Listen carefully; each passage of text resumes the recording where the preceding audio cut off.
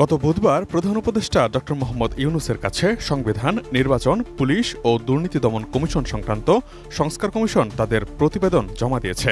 পূর্ণাঙ্গ প্রতিবেদন জমা না দিলেও ওই অনুষ্ঠানে জনপ্রশাসন সংস্কার কমিশনের প্রধান এবং সদস্যরা উপস্থিত ছিলেন। তারা তাদের সম্ভাব্য কিছু সুপারিশের কথা উপদেষ্টার কাছে তুলে ধরেন। এর মধ্যে 4টি প্রদেশ করার বিষয়টিও রয়েছে বলে সংশ্লিষ্ট সূত্রে জানা গেছে।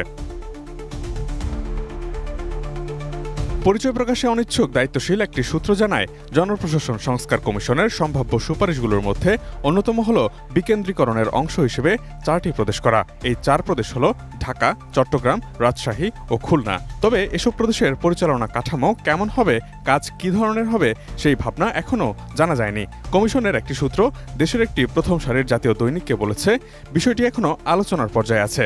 কমিশনের সুপারিশ এখনও চূড়ান্ত হয়নি। বিষয়টি মূলত সংবিধান সংক্রান্ত বিষয়, তাই কাঠামোর বিষয়ে তাদের পক্ষে এখনই বলা সম্ভব নয়। বাংলাদেশে একাধিক প্রদেশ করার আলোচনা নতুন নয়। অন্তর্বর্তী সরকারের 1 মাস পূর্তি উপলক্ষে উপদেষ্টা এম সাখাওয়াত হোসেন রাষ্ট্র মেরামতের এখনই সময় শীর্ষক একটি লেখায় 5টি প্রদেশ করার প্রস্তাব করেন। বিকেন্দ্রীকরণের উপর জোর দিয়ে তিনি বলেছিলেন, বাংলাদেশ জনসংখ্যার দিক থেকে বিশ্বে 8ম বৃহত্তম দেশ, জনসংখ্যা প্রায় 17.5 কোটি। ছোট দেশ হলেও এত বিরাট জনগোষ্ঠীর কাছে সরকারকে নিয়ে যেতে হলে বাংলাদেশকে ন্যূনতম 5টি প্রদেশে ভাগ করে একটি ফেডারেল কাঠামোর রাষ্ট্র করা যেতে পারে। পূর্ব এবং পশ্চিম অঞ্চলে 2টি করে 4টি প্রদেশ এবং বৃহত্তর ঢাকা নিয়ে আরেকটি প্রদেশ করার কথা বলেছিলেন তিনি। মেট্রোপলিটন ঢাকা কেন্দ্রশাসিত থাকবে। কেন্দ্রের হাতে প্রতিরক্ষা, পররাষ্ট্র, সীমান্ত ও সমুদ্র নিরাপত্তা ব্যবস্থাপনা, যোগাযোগ ও বৈদেশিক সাহায্য সহযোগিতার বিষয়গুলো অন্তর্ভুক্ত থাকবে। বাকি বিষয়গুলোতে কেন্দ্রের তত্ত্বাবধান থাকলেও প্রদেশগুলোর নিজস্ব ব্যবস্থাপনা থাকবে।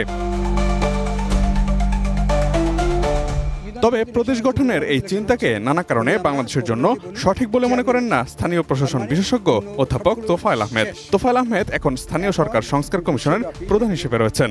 তার মতে, বাংলাদেশ ভৌগোলিকভাবে ছোট একটি দেশ, মানুষ হয়তো বেশি, তবে ভাষাগত, ভৌগোলিক অবস্থা সহ বিভিন্ন ক্ষেত্রে বড় ধরনের কোনো বিভাজন নেই। তাই তিনি মনে করেন, বর্তমানে যেসব বিভাগ আছে এবং স্থানীয় সরকারকে শক্তিশালী করলে, ভালো মতো কাজ করার ক্ষমতা দিলে প্রদেশের ঝামেলায় না গেলেও চলবে। প্রদেশ সমস্যা সমাধানের চেয়ে নতুন করে কিছু সমস্যার সৃষ্টি করবে বলেও মনে করছেন তিনি। বর্তমানে সারা দেশে 8টি প্রশাসনিক বিভাগ রয়েছে। এর বাইরে কুমিল্লা ও ফরিদপুরকে বিভাগ করার আলোচনাও রয়েছে। এর আগে জনপ্রশাসন সংস্কার কমিশনও তাদের সম্ভাব্য সুপারিশে কুমিল্লা ও ফরিদপুরকে বিভাগ করার কথা বলেছে।